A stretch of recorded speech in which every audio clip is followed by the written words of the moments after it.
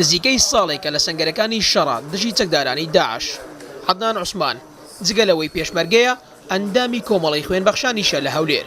ئەو دەیەوێت وەک چۆن بە گیانی خۆی بەرگری لە خاکی کوردستان دەکات بە خوێنی خۆشی هاوکاری نەخۆشانی تەلاسیمیا بکات.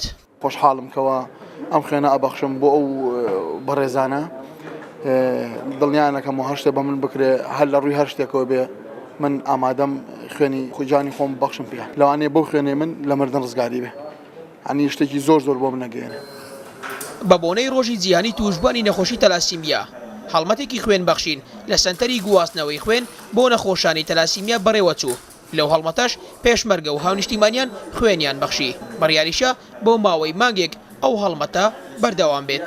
کێشەی ئێمە بەڕاستی لەگەر خوێنە گەر خوێن نەبێ ئێمە ژیانمان بەردەوام نابێتن وەکو توشبانی تەلاسیمیا بۆیە سەرەکی ترین و پێداویستی تریش لای ئێمە خوێنە بۆیە ئەم ڕۆژە وەکو ڕۆژی جیهانی تەلاسیمیا کردوان بە هەڵمەتی خوێن بەخشین خێرخوازان یعنی هیمەتێک بکەین یان کۆمپانیاکان سنتەرێکی تایبەت بە تەلاسیمیامان بۆ دابنێن یعنی ئەوە شتێکی زۆر باشە بەڕاستی.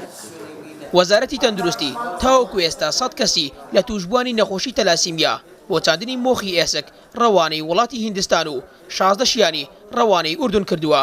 بەپێی ئامارەکانیش لەو ڕێژەی نێدراونەتە هیندستان 85 کەسیان چاک بوونەتەوە و 10 سوودیان لە چارەسەریەکە وەرنەگرتووە و 5 لە نەخۆشەکانیش گیانیان لەدەستداوە.